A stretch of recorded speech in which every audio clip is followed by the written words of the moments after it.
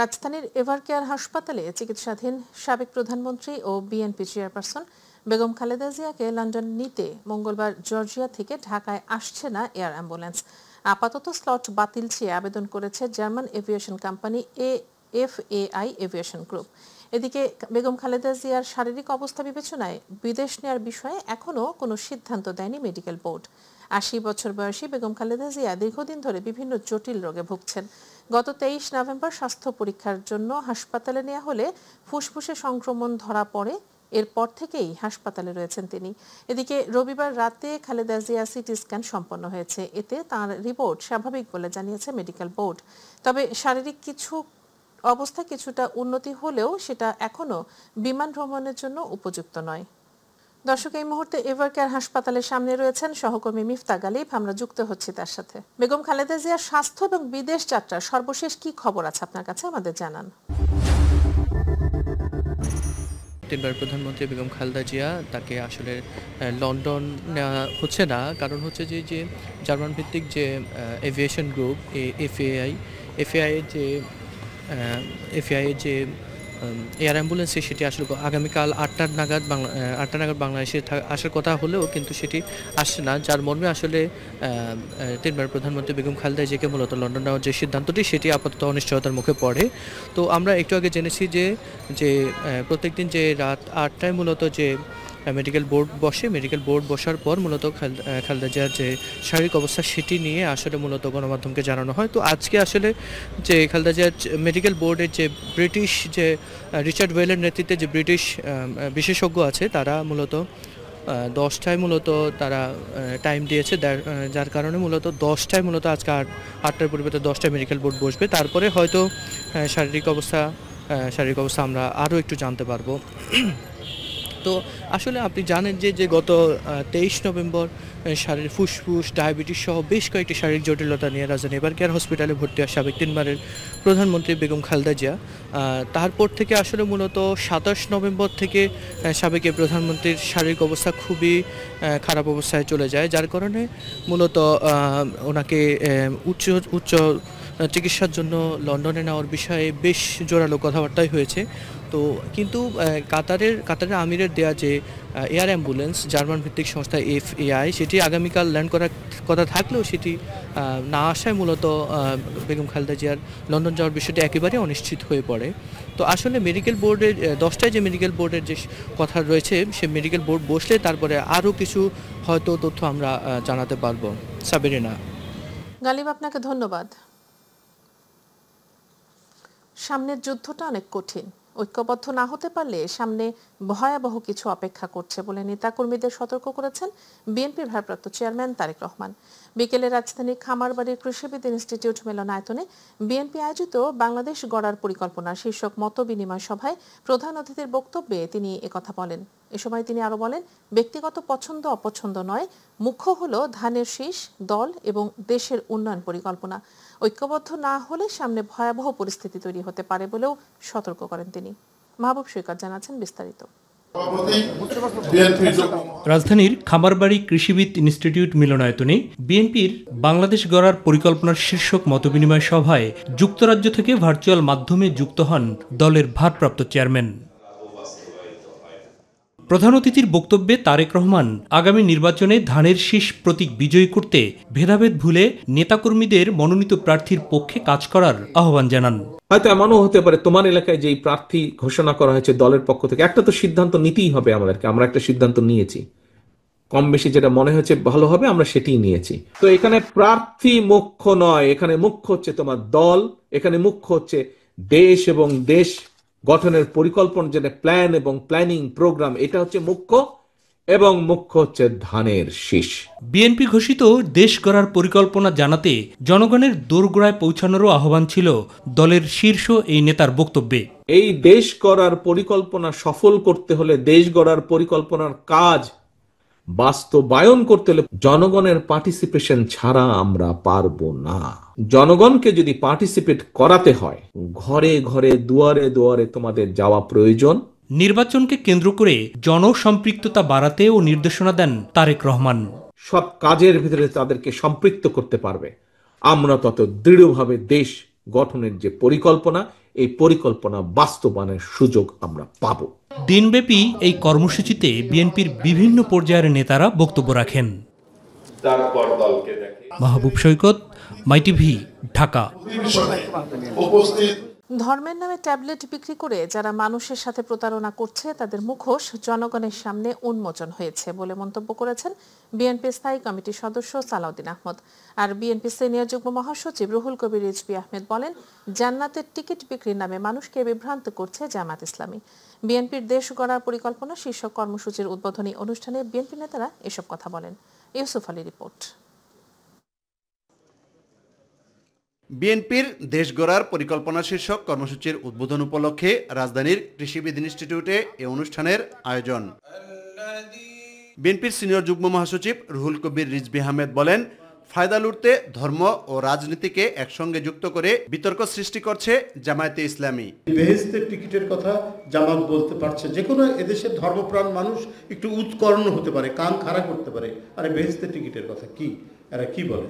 কেউ বলতে পারে না কে বেহেশতে যাবে কি দোজখে যাবে। এটা according to religion, according to ইসলাম কেউ বলতে পারে না। কিন্তু ধর্মে ভোটের জন্য, রাজনীতির জন্য কোন রাজনৈতিক দল এগুলো ব্যবহার করছে। বিএনপির স্থায়ী কমিটির সদস্য সালাউদ্দিন আহমেদ বলেন, লক্ষ্য ও আদর্শহীন হওয়ায় ধর্ম নিয়ে বাড়াবাড়ি করছে একটি রাজনৈতিক দল। মানে যেই দলের কোনো নীতি আদর্শ নেই, কোনো পরিকল্পনা নাই, শুধুমাত্র ধর্মের নামে একটা ট্যাবলেট বিক্রি করে জনগণের সাথে প্রতারণা করার পরিকল্পনা করছে, তাদেরকে জনগণ ইতিমধ্যে চিনেছে, তাদের মুখোশ উন্মোচিত হয়েছে। এদিকে সিদ্ধেশ্বরী বালক উচ্চ বিদ্যালয়ে ফ্রি ভেটেরিনারি মেডিকেল ক্যাম্প উদ্বোধনকালে বিএনপির স্থায়ী কমিটির সদস্য মির্জা আব্বাস বলেন, বেগম জিয়া সুস্থ থাকলে নির্বাচনী প্রচারণায় নতুন মাত্রা যোগ হতো। আমরা যারা নির্বাচনী প্রচারণা করছি এবং বিভিন্ন অনুষ্ঠানে যাচ্ছি এরকম, কিন্তু আমাদের মনের ভিতরে কিন্তু সেই প্রশান্তিটা নাই যে প্রশান্তি নিয়ে আমরা বরাবর নির্বাচন করেছি। একটা মানসিক প্রশান্তি, একটা আনন্দ ফুর্তি নিয়ে আমরা নির্বাচন করেছি। এবার কিন্তু সেটা নাই। যে অনুষ্ঠানে যাই নিষ্প্রাণ একটা অনুষ্ঠান, নিষ্প্রাণ বক্তব্য। কারণ দেশনেত্রী বেগম খালেদা জিয়া এখন অসুস্থ অবস্থায় হাসপাতালে আছেন। আলহামদুলিল্লাহ আজকে পত্রিকায় দেখলাম যে ওনার অবস্থা বেশ খানিকটা ভালোর দিকে। ইউসুফ আলী, মাইটিভি, ঢাকা। কোনো কারণে ফেব্রুয়ারিতে নির্বাচন না হলে দেশ সংকটে পড়বে বলে মন্তব্য করেছেন জামায়াতে ইসলামীর আমির ডাক্তার শফিকুর রহমান। সকালে ইউরোপীয় ইউনিয়নের সঙ্গে বৈঠক শেষে তিনি বলেন, জামায়াত ধর্ম নিয়ে কাজ করে, ধর্মকে ব্যবহার করে না। এদিকে নির্বাচনের জন্য লেভেল প্লেইং ফিল্ড নেই জানিয়ে ভোটের আগেই আইন শৃঙ্খলার গুরুতর অবনতি হয়েছে বলে জানান দলটির সেক্রেটারি জেনারেল মিয়া গোলাম পরোয়ার। নির্বাচন কমিশনের বৈঠক শেষে তিনি এ মন্তব্য করেন। আরও জানাচ্ছেন জাহিদ আহমেদ বাবু। ইউরোপীয় ইউনিয়নের প্রতিনিধি দলের সাথে বৈঠক শেষে ত্রয়োদশ জাতীয় সংসদ নির্বাচন প্রসঙ্গে কথা বলেন জামায়াতে ইসলামীর আমির। আমরা মনে করি যে ফেব্রুয়ারির ঘোষিত এই টাইমলাইনের ভিতরে নির্বাচন হওয়াই দেশের জন্য একান্ত প্রয়োজন। এর সামান্য কোনো ব্যত্যয় ঘটলে দেশ দারুণভাবে ক্ষতিগ্রস্ত হবে। এ সময় সাংবাদিকদের এক প্রশ্নের জবাবে জামায়াতে ইসলামী ভোটে নির্বাচিত হলে জাতীয় সরকার গঠন করবে বলে জানান ডাক্তার শফিকুর রহমান। আগামী 5টা বছর দেশের স্থিতিশীলতা, ইকোনমি ফিরাইয়ে আনা, আইনের শাসন সমাজে কায়েম করা এবং সমাজ থেকে দুর্নীতিকে নির্মূল করা বা বিদায় দেওয়া, এর জন্য প্রয়োজন আমাদের একটি জাতীয় সরকারের।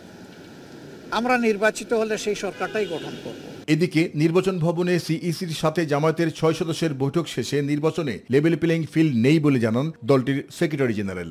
লেভেল প্লেইং ফিল্ড সম্পর্কে নিশ্চিত করতে পারেননি এবং পারেননি যে বিদ্যমান প্রশাসনিক অবস্থার কিছু তথ্য প্রমাণ স্পেসিফিক আমরা ওনাদের সামনে তুলে ধরে বলেছি যে এই অবস্থা থাকলে এটাকে আমরা লেভেল প্লেইং ফিল্ড হিসেবে গ্রহণ করব না।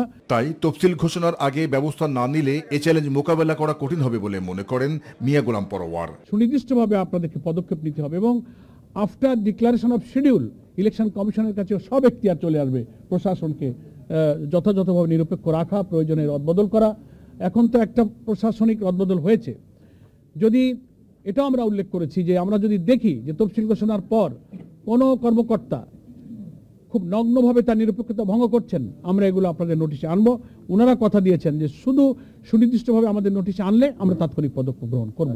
ইসির প্রতি জামায়াতের পূর্ণ আস্থা রয়েছে, সে কারণে নির্বাচন দেরি হবার আশঙ্কা নেই উল্লেখ করে এই নির্বাচন অবাধ, সুষ্ঠু ও নিরপেক্ষ করা জাতির জন্য গুরুত্বপূর্ণ বলেও মনে করেন তিনি। আমরা কোনো আশঙ্কা করি না, কারণ আমরা নির্বাচন তো একটা ভিন্ন জিনিস, এটা আইনের বিষয়, এটার সাথে অন্য কিছুকে রিলেট করা যাবে না। জাতির প্রত্যাশা, এটা একটা বিশাল সাংবিধানিক আইনগত বিষয়। 24শে জুলাইয়ের গণ অভ্যুত্থানের আকাঙ্ক্ষাই হলো এবারের নির্বাচন নিরপেক্ষ হবে। 14, 18, 24-এ জাতির যে আশা পূরণ হয়নি। ধন্যবাদ। জাহিদ আহমেদ বাবু, মাই টিভি, ঢাকা।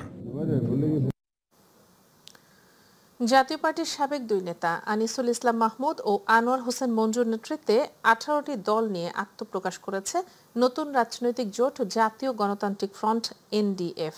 দুপুরে আনুষ্ঠানিকভাবে এই জোটের আত্মপ্রকাশ ঘটে। জোটের নেতারা জানান, গণতান্ত্রিক ধারা অব্যাহত রাখতে এবং দেশের মানুষের অধিকার আদায়ে কাজ করবে এনডিএফ। জাতীয় পার্টির একাংশের মহাসচিব এবিএম রুহুল আমিন হাওলাদার বলেন, জাতীয় পার্টিকে বাদ দিয়ে সংস্কার হতে পারে না। অংশগ্রহণমূলক নির্বাচন নিশ্চিতে সব দলকেই সমান সুযোগ দিতে হবে। আর ব্যারিস্টার আনিসুল ইসলাম মাহমুদ বলেন, নির্বাচনকে সামনে রেখে প্রতিযোগিতামূলক সুস্থ রাজনীতির পরিবেশ তৈরিতে অন্তর্বর্তী সরকারের ভূমিকা স্পষ্ট, দৃঢ় বা নিরপেক্ষ নয়।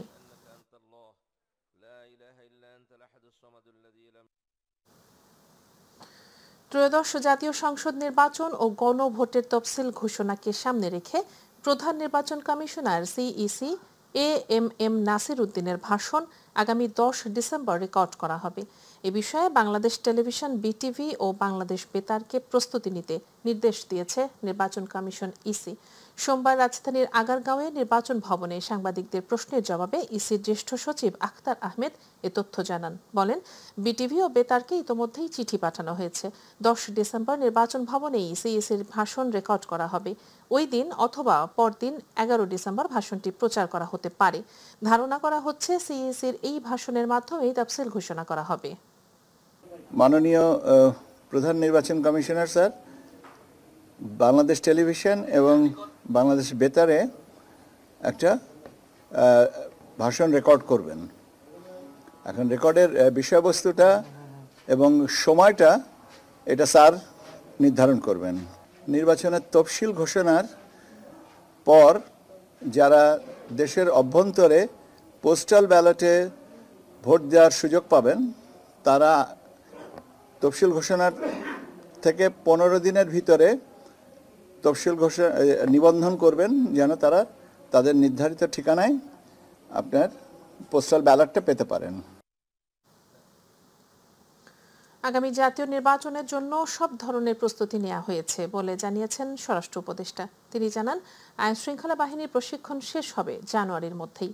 এদিকে সময় মতো নির্বাচন হবে জানিয়ে শ্রম ও কর্মসংস্থান উপদেষ্টা বলেছেন, চট্টগ্রাম বন্দর থেকে প্রতিদিন অবৈধভাবে 2 থেকে 2.5 কোটি টাকার চাঁদা ওঠানো হয়। সচিবালয়ে আলাদা অনুষ্ঠানে এসব কথা বলেন এই দুই উপদেষ্টা। রাকিব হাসানের রিপোর্ট। স্বরাষ্ট্র উপদেষ্টা লেফটেন্যান্ট জেনারেল অবসরপ্রাপ্ত জাহাঙ্গীর আলম চৌধুরীর সভাপতিত্বে সচিবালয়ে স্বরাষ্ট্র মন্ত্রণালয়ের সভাকক্ষে অনুষ্ঠিত হয় আইন শৃঙ্খলা সংক্রান্ত উপদেষ্টা পরিষদ কমিটির সভা।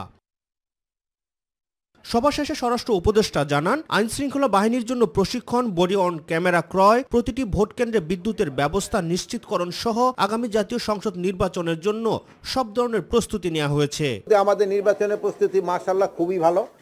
সব বাহিনীগুলি কিন্তু তাদের প্রশিক্ষণ চালিয়ে যাচ্ছে এবং আমরাও আমরাও ডিসিশন শুধু আমরা বিভিন্ন বাহিনী ওখানে যাব, তাদের প্রশিক্ষণগুলি কীরকম হচ্ছে ওইটা মানটা দেখার জন্য, এবং আমরা আশা করছি জানুয়ারির ভিতরে আমাদের প্রশিক্ষণ সমাপ্ত হবে। নির্বাচনের সময় প্রতিটি কেন্দ্রে বিদ্যুতের ব্যবস্থা নিশ্চিত করার নির্দেশনার কথাও জানান তিনি। প্রতিটা কেন্দ্রে যেন ইলেকট্রিসিটি ব্যবস্থা থাকে, যদি কোনো কেন্দ্রে না থাকে, আপনারা জানেন যে এবার ভোটার কিন্তু 7:30 থেকে 4:30 পর্যন্ত, আগে হতো 8টা থেকে 4টা পর্যন্ত, আধা ঘন্টা বেড়ে গেছে। আর এই সময় সূর্যের আলো পরেও কিন্তু আমাদের ভোট গণনা তো করতে হবে। এই জন্য যেই এলাকায় ইলেকট্রিসিটি না থাকে ওই এলাকায় অল্টারনেটিভ কি লাইটিং এর ব্যবস্থা করা যায়, আর যেখানে ইলেকট্রিসিটি থাকে ওই ইলেকট্রিসিটি এনশিওর করতে হবে যেন ইলেকট্রিসিটি ওই সময় থাকে। এর আগে সকালে নিজ মন্ত্রণালয়ে গত 1 বছরের অর্জন নিয়ে আয়োজিত সংবাদ সম্মেলনে অন্তর্বর্তী সরকারের নির্বাচনের প্রস্তুতি এবং রাজনৈতিক দলগুলোর ভূমিকা নিয়ে কথা বলেন শ্রম ও কর্মসংস্থান উপদেষ্টা ব্রিগেডিয়ার জেনারেল অবসরপ্রাপ্ত এম সাখাওয়াত হোসেন। আমাদের তো ম্যান্ডেট দেয়নি 1 বছরের মাথায় নির্বাচন করতে হবে, 2 বছরের মাথায় নির্বাচন করতে হবে। দেশে একটা নির্বাচন হওয়া উচিত, নির্বাচিত সরকার আসা উচিত, একটা যেটাকে বলে ইউনিভার্সাল যেটা ডেমোক্রেটিক প্রসেস, সেই প্রসেসটা এস্টাবলিশ হওয়া উচিত। আমরা তো গত 17-18 বছরে তো কোনো ডেমোক্রেটিক প্রসেস এস্টাবলিশ হতে দেখি নেই।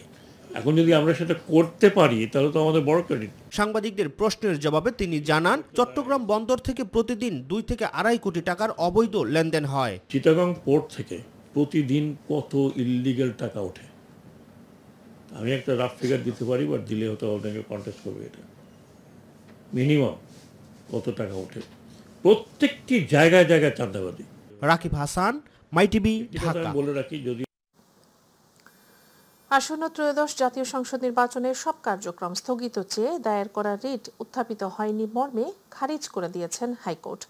আদালত রিটকারী আইনজীবীকে উদ্দেশ্য করে বলেছেন, দেশের সব মানুষ এখন নির্বাচনমুখী। নির্বাচন স্থগিত চেয়ে রিট দায়ের করার এখন উপযোগী সময় নয়। এ ধরনের রিট এই সময়ে গ্রহণযোগ্য নয়। সোমবার বিচারপতি শিকদার মাহমুদুর রাজি এবং বিচারপতি রিয়াজ উদ্দিনের হাইকোর্ট বেঞ্চ এ মন্তব্য করেন। রিটকারী আইনজীবী ইয়ারুল ইসলাম বলেন, আদালতের মনোভাব বুঝতে পেরে জাতির বৃহত্তর স্বার্থে রিট আবেদনটি নট প্রেস বা উত্থাপিত হয়নি মর্মে খারিজ করে নেওয়া হয়েছে। এই রিট মামলাটি চালানো হবে না। এর আগে 3 ডিসেম্বর আসন্ন ত্রয়োদশ জাতীয় সংসদ নির্বাচনের সব কার্যক্রম স্থগিত চেয়ে রিট দায়ের করা হয়। রিটে নির্বাহী বিভাগ থেকে নির্বাচন কমিশনের সচিব, রিটার্নিং কর্মকর্তা ও সহকারী রিটার্নিং কর্মকর্তা নিয়োগ অবৈধ ঘোষণা এবং ইলেকটোরাল সার্ভিস কমিশন গঠনের নির্দেশনা চাওয়া হয়েছিল।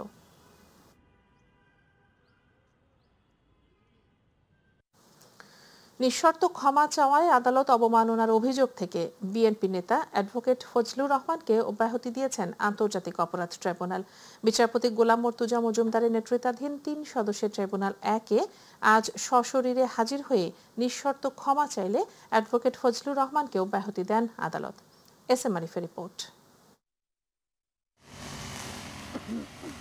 23 নভেম্বর বেসরকারি একটি টেলিভিশন চ্যানেলে ট্রাইব্যুনাল ও এর বিচার ব্যবস্থা নিয়ে অবমাননাকর বক্তব্য দিলে বিএনপি নেতা অ্যাডভোকেট ফজলুর রহমানকে সশরীরে হাজির হয়ে ব্যাখ্যা দিতে নির্দেশ দেন আন্তর্জাতিক অপরাধ ট্রাইব্যুনাল।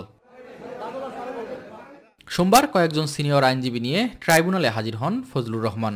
পরে আইনজীবীর মাধ্যমে আদালতের কাছে নিঃশর্ত ক্ষমা প্রার্থনা করেন তিনি। তাদের কন্টেম্পের প্রতি সম্মান প্রদর্শন করে মিস্টার ফজলুর রহমানকে নিয়ে আমরা হাজির হয়েছি এবং ইতিমধ্যেই রুহুল কুদ্দুস কাজল একটি আবেদন প্লেস করেছে আপনাদের সামনে।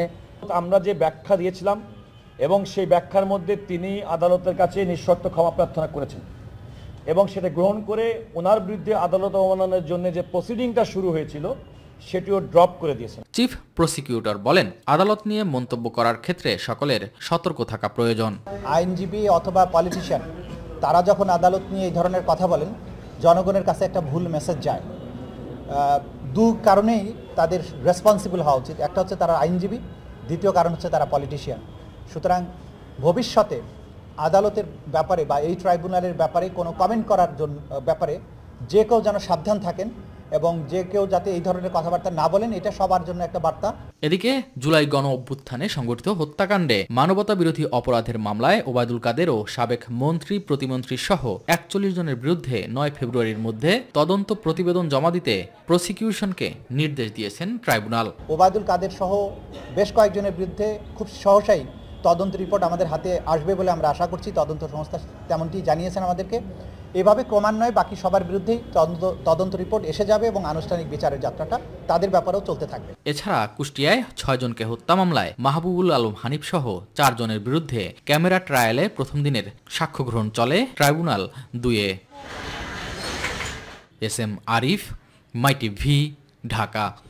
ঢাকা এলিভেটেড এক্সপ্রেসওয়ে প্রকল্পে ক্ষমতার অপব্যবহার ও বিভিন্ন অনিয়মের অভিযোগে আওয়ামী লীগের সাধারণ সম্পাদক ও সাবেক সড়ক পরিবহন ও সেতুমন্ত্রী ওবায়দুল কাদের সহ সাবেক ১৩ সচিবের বিরুদ্ধে মামলা করছে দুদক। রাজধানী সেগুনবাগিচা প্রধান কার্যালয়ে এক ব্রিফিংয়ে এ তথ্য জানান সংস্থাটির মহাপরিচালক আখতার হোসেন। এছাড়াও ১৭ কোটি টাকার বেশি অবৈধ সম্পদ অর্জন ও ১৮১ কোটি টাকার অস্বাভাবিক লেনদেনের অভিযোগে সাবেক সংসদ সদস্য ইলিয়াস উদ্দিন মোল্লা দম্পতির বিরুদ্ধেও মামলা করেছে দুর্নীতি দমন কমিশন দুদক। ব্রিফিংয়ে জানানো হয়, অনুসন্ধানকালে প্রাথমিকভাবে অভিযোগের প্রমাণ মেলায় তাদের বিরুদ্ধে মামলা দায়ের করা হয়েছে।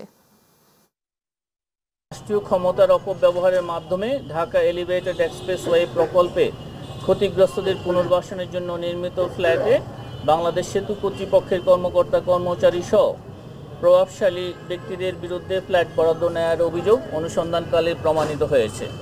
এই কারণে অভিযোগের সাথে সংশ্লিষ্ট কর্মকর্তাদের বিরুদ্ধে মামলা রুজুর সিদ্ধান্ত গৃহীত হয়েছে। জনাব ওবায়দুল কাদের সাবেক সংসদ সদস্য এবং সাবেক মন্ত্রী, অভিযোগ সংশ্লিষ্ট ব্যক্তির সংখ্যা হচ্ছে এখানে 14 জন।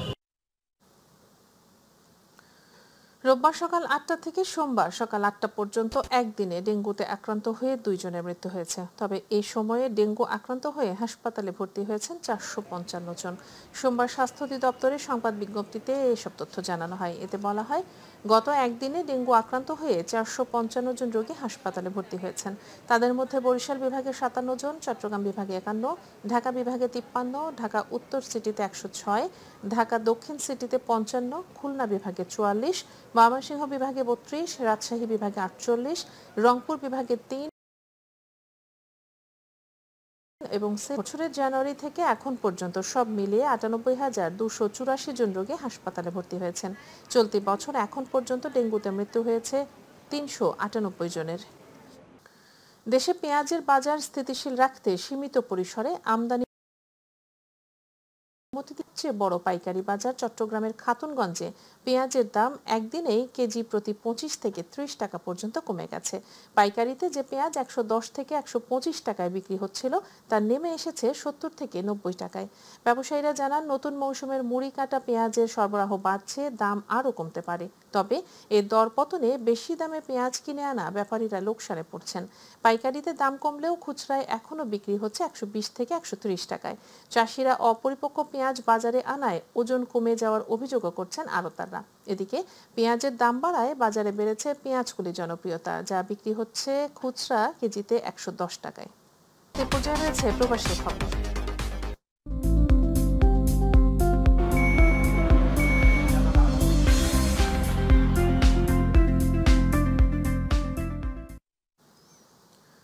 কুয়েতে লাইসেন্সবিহীন মুদ্রা লেনদেনে কঠোর শাস্তির বিধান রেখে নতুন আইনের প্রস্তাব করা হয়েছে। প্রতিনিধি আল আমিন রানা জানান, কুয়েত সরকারের ক্যাবিনেট এ সিদ্ধান্ত অনুমোদনও করেছে। নতুন বিধানে বলা হয়েছে, যদি কুয়েতে বা কুয়েতের বাইরে লাইসেন্স ছাড়া কারেন্সি কেনা, বিক্রি, বিনিময় বা দলিলবিহীন হাত বদল করা হয়, তাহলে সর্বোচ্চ ৬ মাস পর্যন্ত কারাদণ্ড বা ৩,০০০ কুয়েতি দিনার পর্যন্ত জরিমানা কিংবা উভয় দণ্ডের শাস্তি হতে পারে। সেই সাথে এমন কাজ কোনো দোকান বা প্রতিষ্ঠান করলে ৫,০০০ থেকে ২০,০০০ দিনার পর্যন্ত জরিমানা এবং সংশ্লিষ্ট শাখা বা দোকান বন্ধ করার ব্যবস্থা নেওয়া হতে পারে। তাছাড়া এই কাজের সাথে যুক্ত যন্ত্রপাতিও জব্দ করতে পারবে কুয়েতের সংশ্লিষ্ট প্রশাসন। এমন অপরাধের তদন্ত ও প্রসিকিউশন করার দায়িত্ব পাবলিক প্রসিকিউশনকে দেওয়া হয়েছে। এমন বাস্তবতায় প্রবাসী কর্মীদের কুয়েতে মুদ্রা লেনদেনের বিষয়ে সতর্ক থাকা প্রয়োজন বলে মনে করছেন সংশ্লিষ্টরা।